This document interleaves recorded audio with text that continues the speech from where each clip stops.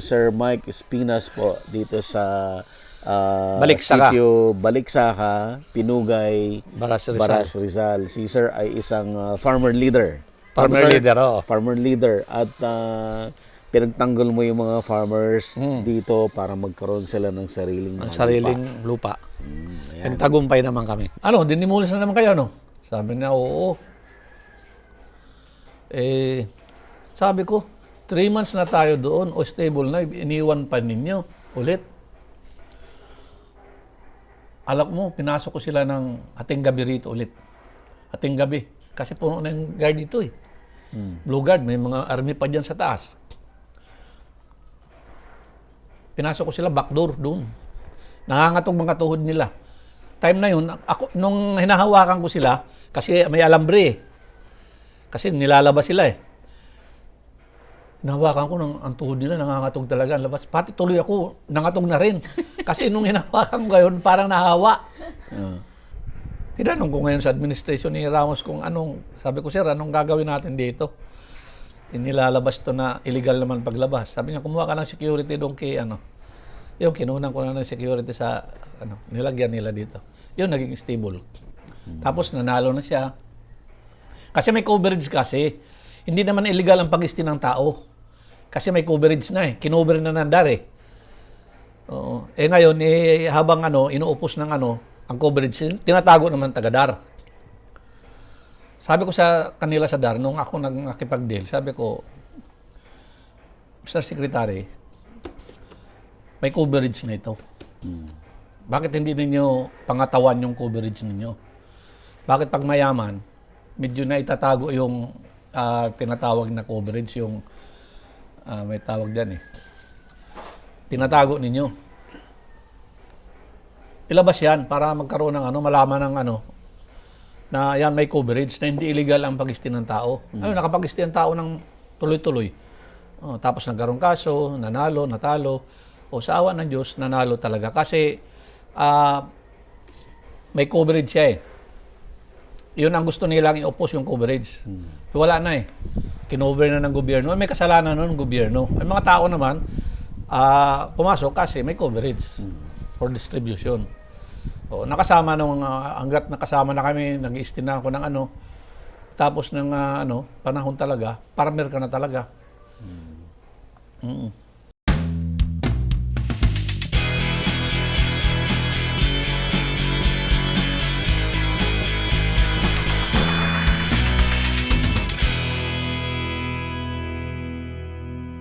Available na po ang agribusiness merch sa Shopee. Ang link nasa description box.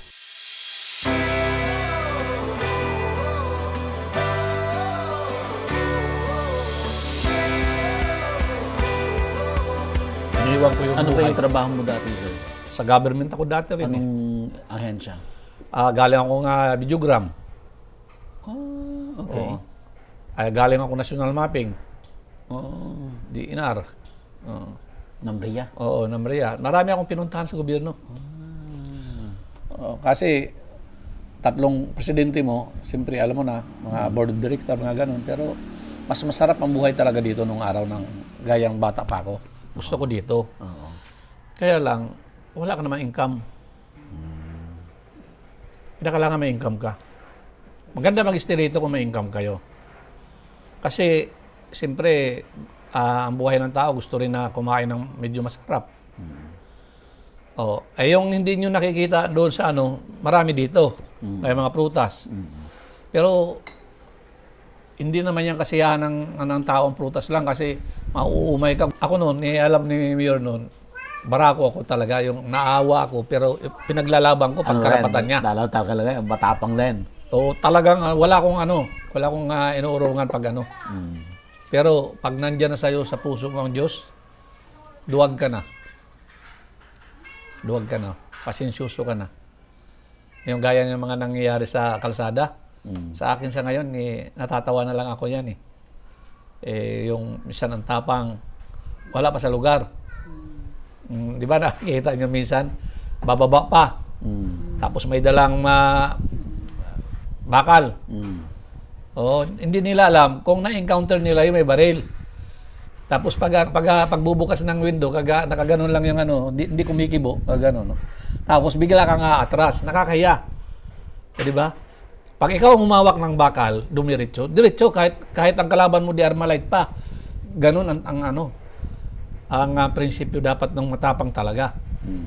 Pero hindi yung pag kakamot-kamot na lang, tatakbo dahil di Armalite yung isa, just TV, di ba? Armalite. Inong araw, sa ngayon, matapang ako nung araw, basta nas tama. Mas maganda sa buhay yung simple ka lang. Mas maganda nga yung duwag, sabi ng mahal ng Diyos yung duwag eh.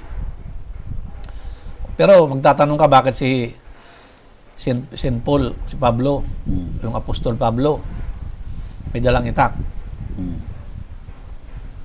Oo. Kaya kami na medyo okay pa ba magdala kami ng baril? Oo, may Diyos ka na, mas makapangyarihan sa lahat ang kasama mo. Gaya si Pablo, kasama niya si Kristo, di ba? Mas makapangyarihan sa lahat yun, di ba? Diyos eh. Bakit nagdala pa siya itak? O di ba, yung hinuhuli si Kristo, alam ba yun sa Bible? Yung hinuhuli si Kristo, yung humuli siya kaya, tinapyas niya yung tainga. Tapos binalik ng Diyos. Binalik, alam mo, kapangyarihan ng Diyos, binalik yung tainga niya, nakabalik. Oh. Pero hindi siya, binulag din siguro niyo nung humuli sa kanya, hindi na nakilala si Pablo. Oo. Tingnan mo yan mga ganun, mga kapangyarihan ng Diyos kinakalaban. Alam mo, buddy, yung taong mabait sa mundong ito, maraming kalaban. Iyan ang prinsipyo. Pag superbite ka, marami kang kalaban. Yung mga naiingit, mga ganun lahat. Ang nagiging example niya, nung si Kristo bumaba sa lupa, yung mga pinagaling niya lahat, yun yung nagpapako rin sa kanya. Anong ginawa ni Kristo dito sa lupa? Ang bulag, pinapakita, may mga karamdaman, pinagaling, super bait. Pinakita niyang idolo ng ng maging mabuting tao, na may pag-ibig sa kapwa. Pero pinako siya sa cross. Yun ang barometro ng buhay ng tao sa mundo. Kung mabait ka, marami kang kalaban. Dito, nung itinayo ko to, tinulungan ko lahat, meron ka rin kalaban. Pero nakita kong prinsipyo, ganito pala yun. Normal lang. Pero kung mabait ka at bait-baitan ka lang, tapos hindi ka naman tunay mabait, medyo warpre ka rin, mangingilag ang tao. Sa politika, experience ko rin yan. Siguro, nakikita mo rin yan. Pag hindi ka barako, hindi ka mananalo. Kailangan barako ka. Barako mabait. Punta tayo doon sa farm mo, halika. Hindi naman kayo nagmamadali. Wala naman kayo lakad na iba. Wala po, kayo lang po. Sige, tayo natin. Kasi sa kanya yung yung dati, malaki rin yan. Dati, nagbawas-bawas kami kasi noong pag nandito ka na sa farm, pag medyo may emergency ka, wala ka mahugot. Yun ang buhay. Kaya kung ikaw magpa-farm ka, kinakailangan mayroon kang yung pension o may income ka na iba. Kasi kung wala kang income na iba, dito lang. Babebenta mo rin unti-unti. Minsan, mangangamuti ka rin kasi kung may emergency. Kasakit ka. Hindi naman habang kahit na ang farmer exercise. Nagkakasakit din kami, tao rin eh. Kahit na batak ka, nagkakasakit. Pag nagkasakit ka, yun yung ang medyo mahirap. Kasi pag pumasok ka sa hospital, pag enter mo pa lang sa emergency, tatanungin ka ng doktor. Lalo na pag uoperahan ka, critical, may pira ka ba?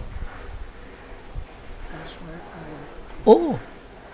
Ako, nung na-aksidente ako, ang doktor mismo nung sabi sa akin, may pira ka ba?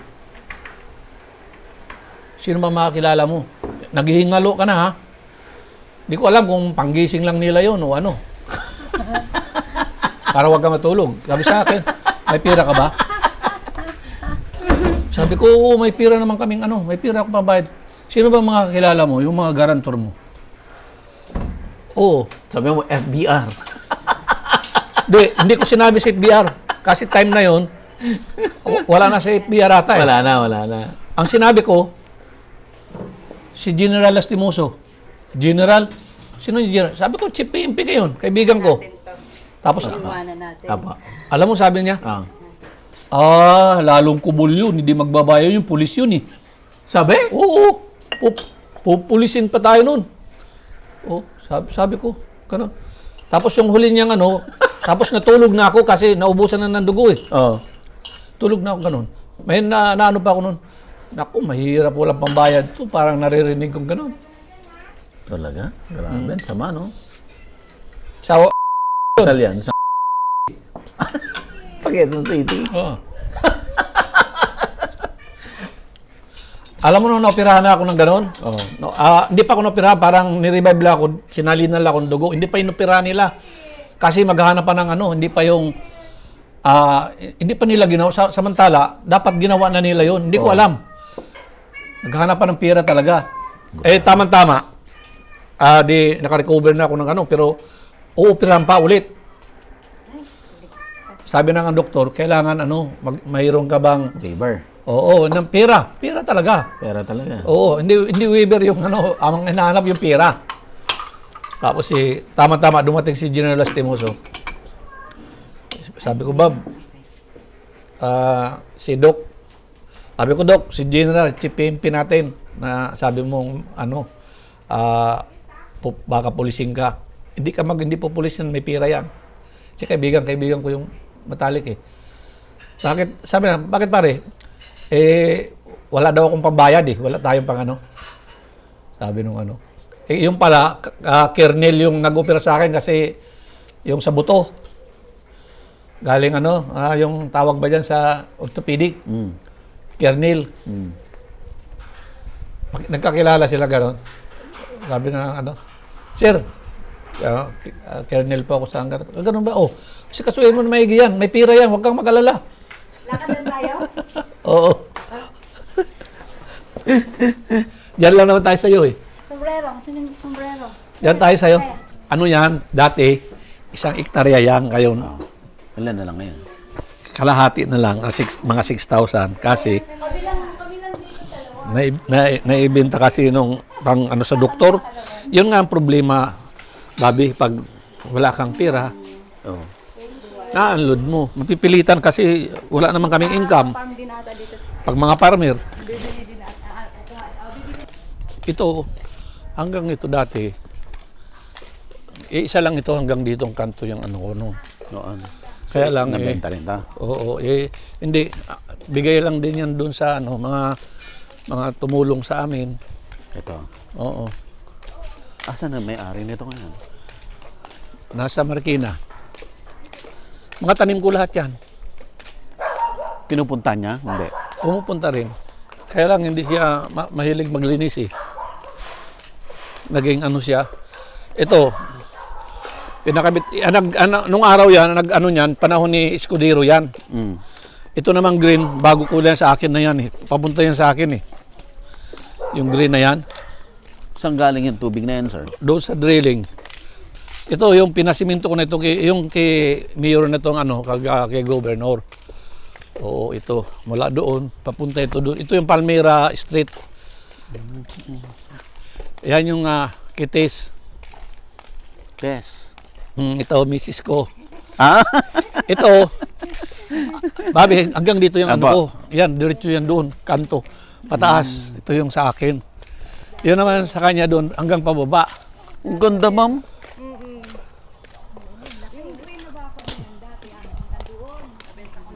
Nung aksidente ako, Naman?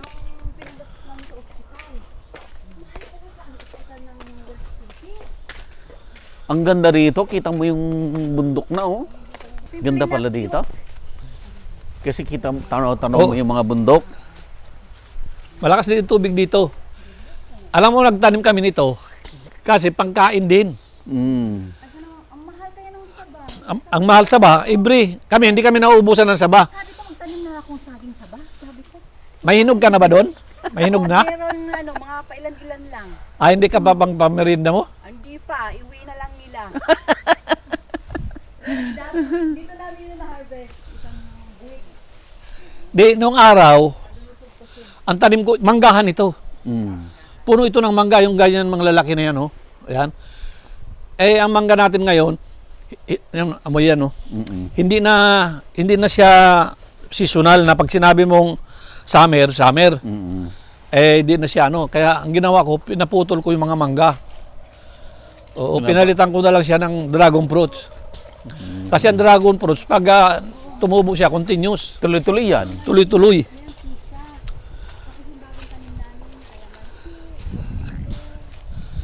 Yan, no? Tingnan yun, mga mangga na yan. Tapos, alam mo ba yung puno na, yung mahal? Ano po, yung agarwood? Oo, Oh. na isang type ng agarwood. Oh. Yan, oh. Pati nga, sir. Sir, lapitan natin. Ang bango niyan, yung talagang pinakaano ng yung isa dito na agarwood na binigay sa akin ng DNR, Oh. naputol namin. Pag yung sindihan mo siya ganyan, ang bango Kandila. parang kandila. Oh. Ganon din yan. May bunga yung bayabas, oh. Malalaki yan, kaya lang May puno ako niyan, hindi ko pa natatanim. Nandun pa sa paso.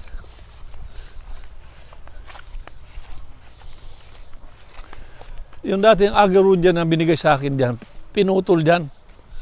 Nakuha nga namin Kaya nga lang, Kanina naman to, sir. yung nakakuha sa amin na na kaibigan namin. Yan ang nagastos sa ko nung panahon sa Yan yung hospital. pa-hospital. Oo. Ilang taon na tong agarwood na to? Matagal na to. Nagsusugat kasi sila pag nagsusugat siya. Ito. Oo, yun ang agarwood pala, nagsusugat. Oo. Yan yun. Nagsusugat siya, kaya hindi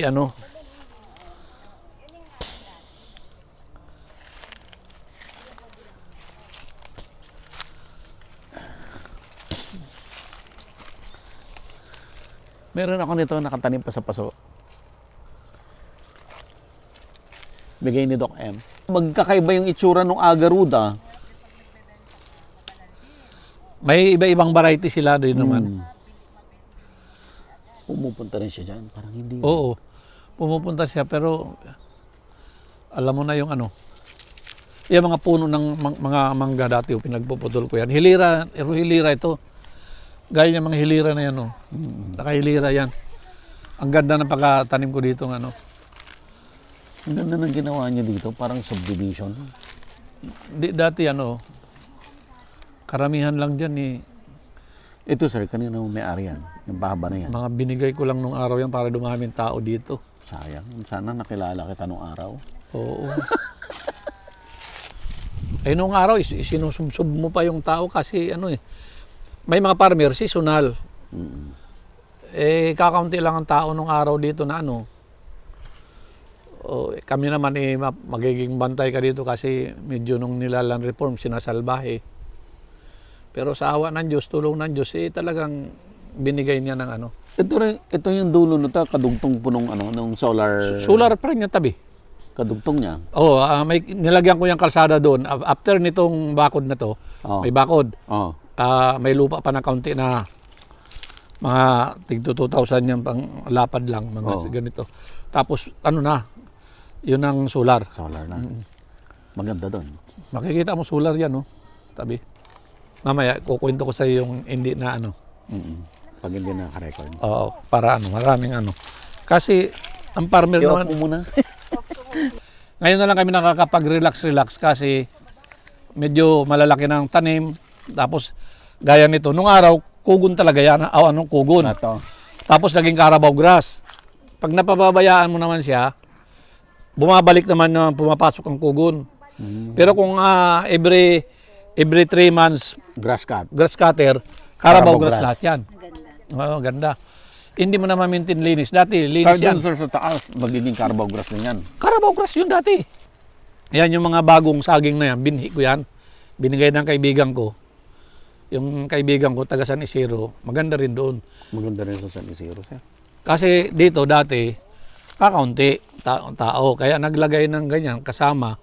You have to sacrifice na mag-develop ka. Kasi yan naman mga government property.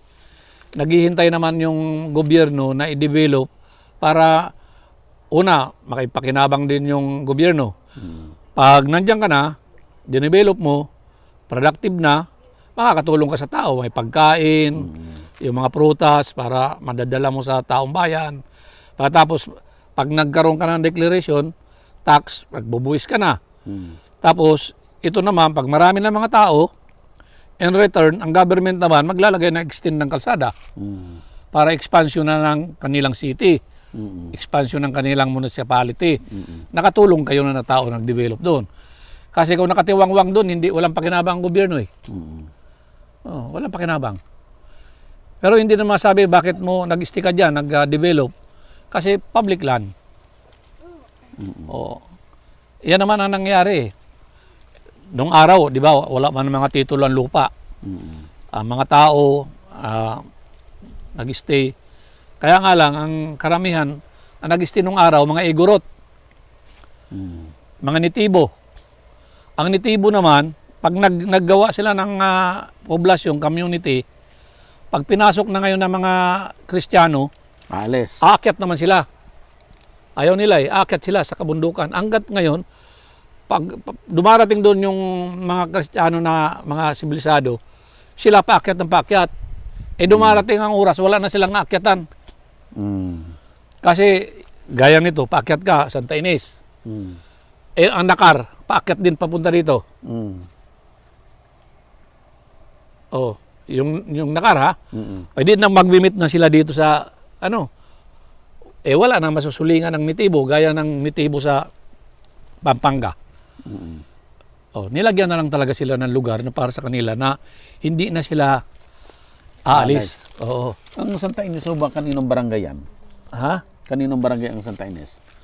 Santa Ines, parang barangay na rin yan ng pero parang Rizal pa rin. Hindi ko lang alam kung Antipolo. Guyambay o ano. Ang Kuyumbay ay Tanay eh. Tanay. Pero Santa Ines, parang part pa rin ng Tanayan. Aywan ko lang ngayon kasi sa Hindi sobrang... Baras. Hindi na. Ang Baras hanggang lang. Yung Masungi. rock, yung portion niyan, Baras. Pero yung portion din ng Tanay. Dalawa sila Boundary yan. Boundary nila, claimant nila. Ngayon, kung saan naman yung mga tao nagbubuwis, saan gusto nila sa Baras. Kasi mas mura. Sa Baras sila. Kaya doon, mga tao dito, mayroon nagbubuwis sa Baras, mayroon nagbubuwis sa Tanay, mayroon nagbubuwis sa Antipolo. Depende na yun. Pero kung ako naman, kung saan malapit, doon na lang ako. Baras. Pero kung gusto mo naman maging city kaagad, yung area mo, pasakop ka na sa Antipolo City. Kaya lang, mahal kasi city. Mahal ang buwis. Ilang square meter po itong bakod, nakabakod sa'yo, ma'am? 600. Kalahati? More than. More or less, mga 6,000. Ang laki na, 6,000. Ito okay na ito sa amin kasi di na namin kaya maglinis. Okay lang ito paglinis-linis. Ngayon, tinataniman ko siya ngayon ng bago na hindi na malalaking puno. Gaya niyan, tsaka tinatanim ko na yung fruit bearing na gaya niyan tisa. Andun yung mangustin. Lalaki rin yung mangustin. Ha? Pag hindi mo tinapron, lalaki rin. Yan, yung mga dwarf na yan kasi pupruning yan na lang dulo. Marketed na. Gaya niyan, dulo, pinupruning na pababa na lang siya. Tapos tinaniman ko ngayon mga kakao kasi nakakaano na yung mangga, parang hindi na Wala na, no? wala na. Nakita mo yung marang? Opo. Laki. Malaki rin. Namumunga na yung marang nyo. Grabe ang pagbumunga. Ang tamis pa. Ilang square meter po yung naibenta nyo? Ano yan? 500. Mga 500 yan. 500 lang, 5,000. 5,000. Kalahati rin. Kalahati. Yung isang hektarya, malaki rin pala, sir, ano? Malaki. Kasi ano yan eh. 100 by 100. Lahat nakabakod na, no? Pabakod ka ngayon, ganyan, no? Isang, ganyan. Mahal din yan. Million Million yan. Million. Niloko pa nga ako ng kontraktor dito eh. Oo. Gaya nito, gawa.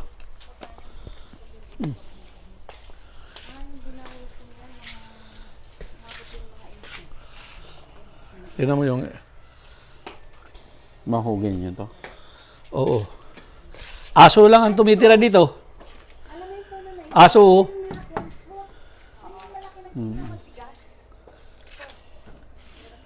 Ngayon, sinusubukan ko, nagtanim ako ng ano, yung... Sinubukan ko yung ano, yung lansones. Bubunga kaya dito yan? Palagay ko kung ano, dasal lang kay Lord kung anong bumunga siya. May mga lansones ako doon sa bahay, malalaki na. Kailangan kasi ano yan eh, may time na dapat mag-summer para bumunga. Anong Hindi ginagawa? pwedeng laging tag-ulan. Anong ginagawa? Kailangan may pag-season niya, dapat medyo ma-drought siya para magbulaklak. Tuyo siya. Dapat matuyot siya para Para magbulaklak. pumutok yung bulaklak. So kung ang climate mo yung laging umuulan, hindi siya bubunga. Ganun. Mm. Ibang style ano. Mm. Yung niyog ko, aywan ko kung dwarf na talaga yan. Nagtanim ako. Kasi ito, sabi dwarf. Ayan, tingnan mo taas. May bunga nga niyan. Dwarf nung bata. Oh. Pagtanim ko raw, kinakailangan magtanim ka ng niyog. Gaya sa'yo, magtatanim ka ng bago, ha? Pag nagtanim ka ng saging, huwag kang titingala habang nagtatanim. Tataas. Ganun din ang niyog. Kaya kailangan nakayuko ka lang.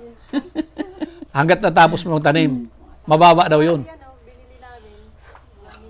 Ayan, ang dwarf na yan kasi ang nagdala sa akin yan, taga San Isidro. Yung doon nila tinanggal sa puno, tapos yun, may puno na talaga siya doon. Yung bunga. Oo. Bunga na yun mismo. Kaya sinubukan ko yung dwarf. Malay mo kung dwarf yan, talagang 3 lang yan eh. Kasi nung araw, di naman ito advisable ang niyog. Nung araw. O nung araw kasi walang katatanim dito, kinakain lang ng anay. Noon. Oo. Asan, wala na yung anay? Di, nandiyan pa rin, kaya lang, pag may seed na siya, hindi na siya super init. Ganon. Ngayon, lumalaki na yan kasi nilagyan ko yan nung araw asin. Itong nyog. Oo, dinidilig ko ng asin. Kaya tumubo siya. Pero dati dito, hindi sila nakakapatubo ng niyog. Sa dami ng anay. Pero, tingnan mo, nilalagyan ko rin na nilalagyan ko siya ng asin. Para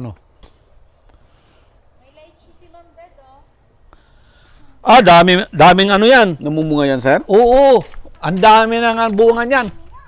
Pag bumunga yan, puno. Talaga? Oo. Ang tanim ko niyan, 4 na lichis, nandun ng 3. Sir, pwede makita yung dulo nito? Oo.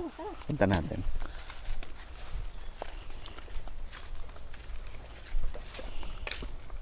Grabe, may kalsada.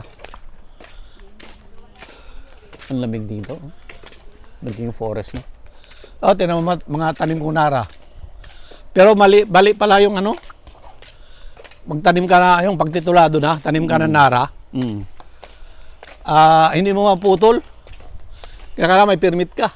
Dapat nung tinanim mo, re-register mo. Ganun? Para maputol mo. Title diyan eh. Mas ka na, sir. Mas ka na? I-register mo sa DNR na nagtanim ka. Taga-DNR na ako, hindi pa ako nag-registro, I-register mo na nagtanim ka. Ito, iba rin to. Mga binigay ko lang yan kasi nung araw tulong-tulong lang talaga. O yan, mga tao na dito. Doon marami ng bahay di ko na kilala.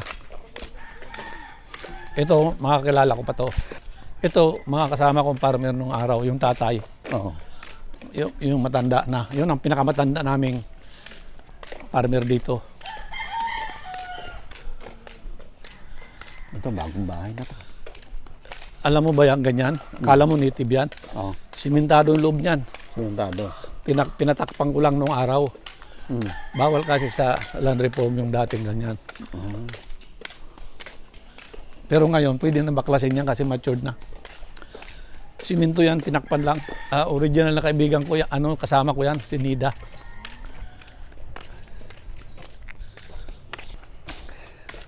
Saglit lang ako pagod. Kasi puyat, no? Nung araw, di ako napapagod na ganito. Ngayon, saglit lang eh. Sir, ikaw ay naging farmer leader ng matagal na panahon, no? At kitang-kita naman yung mga nag-benefit ng mga farmers. Nagkaroon sila ng mga lupa, Lupa, dito kanya-kanya. sa Pinugay. Pinugay. Dito sa, anong sitio po ito? Baliksaka. Baliksaka. Okay. Marami akong naitulong para Marami sa kayong kanila. naitulong. Oo. Inuuna ko sila bago ako. Mhm. Ang isang leader kasi, kapatid, ang titingnan mo, yung mga walang-wala. Ako nung araw, may mga binigay sa akin ng gobyerno, panahon niyang agriculture, kay San Escudero. Mm. May patubig kami dyan, na kung saan naman hanggang ngayon ginagamit. Hindi namin pinagkikitaan. Binigay sa akin ng walang bayad, ibibigay ko sa mga kasapi ko ng walang bayad. Kung kailangan man natin ng maintenance, maliit lang, minimal, para maging matagal ang ating proyekto. Mayroong parang maintenance lang bayad, hindi yung pinagkikitaan.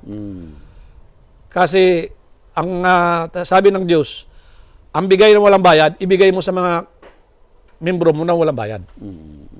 Pag kinuha mo na may equity, magbabayad ka. Ay may mga binigay ng agriculture na walang bayad, dapat walang bayad dyan. Para ibig sabihin, ang tao may pakinabang sa gobyerno. Eh kung mayroong project ang gobyerno, tapos nagiging inutil, matawag ko, kasi hindi nakakatulong talaga ng 100% sa farmer kasi may bayad. Di ba tinanggal nga ng mahal na Pangulo, si Digong, lahat ng irrigation hindi nagbabayad, napakaganda. Yun ang tunay na tulong sa farmer. Walang babayaran. Kasi kung kakaltasin sa ani, tapos pagkikitaan lang ng iba, sa kanya lang, di naman yun. Oo, mas maganda yung bigay ng zero talaga. May mga mensahe ba kayo, sir, sa mga farmer leaders din ng iba-ibang lugar dito sa Pilipinas? Ito lang ang masabi ko bilang farmer leader ako, matagal na rin akong nakibaka. Nagkaroon kami ng katuparan sa pakikibaka namin sa pakikipaglaban sa lupa sa pamamagitan ng mahal na Panginoon na tumulong sa amin. Maliban doon sa mga kaibigan na tumulong na nasa politika. Ang mensahe ko lang sa kanila bilang leader, pag ikaw ang leader, kumbaga, servant ka. Utusan ka ng membro mo. Hindi yung membro mo ang utusan mo para ikaw ay maging hari. Kinakailangan, ikaw na servant leader, ikaw na leader, ikaw ang magbigay ng serbisyo sa mga membro mo, tulungan mo mga membro mo para umangat. Hindi yung ikaw leader, ikaw yung maginhawa. Hindi yung nakakarating yung proyekto sa mga kapatid na maliliit. Kasi tingnan mo, sabi nga ng presidente, ako'y nandito, birang katulong ninyo. Tama, servant siya. Service. Oo. Unahin mo ang tao bago siya. Ako naman, bilang leader, pakita ko sa tao na, gaya nito, pinaglaban ko, sa awa ng Diyos, binigay sa amin, kasi sa tulong ng DAR, binahagi sa amin. Malaki-laki ito, pero hindi ko naman kailangan pasalamatan ako ng tao na tinulungan ko. Ang Diyos ang nakakaalam nun. Hindi ko na pwedeng sabihin na ipagmalaki, pagyabang. Sabi nga ang Diyos, mas simple lang, nakikita niya ang lahat. Hindi mo na kailangan sabihin. Simple.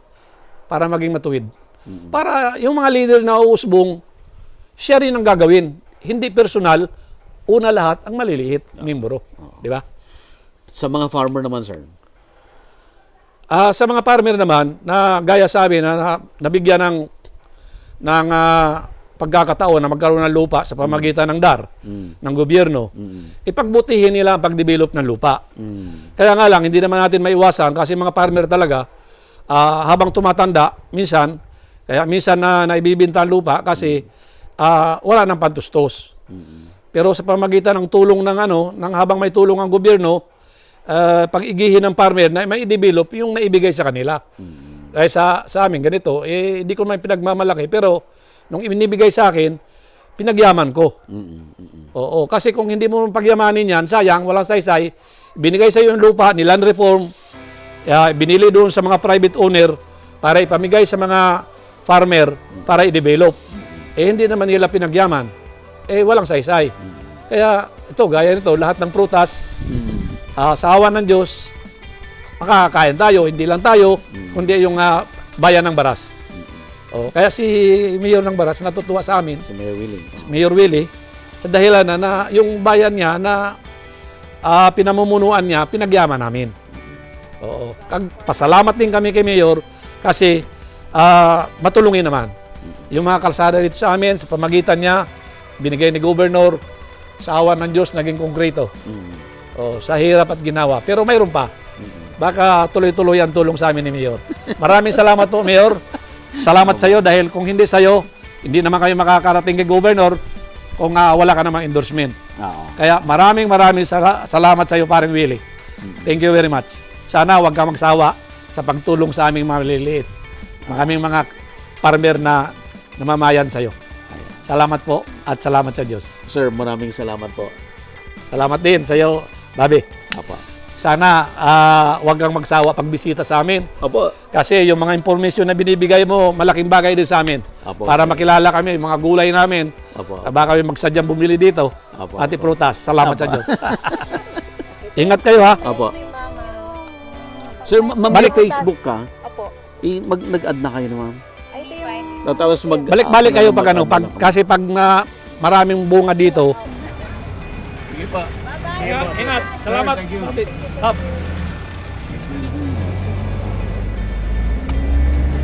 Available na po ang Agribusiness merch sa Shopee. Ang link nasa description box.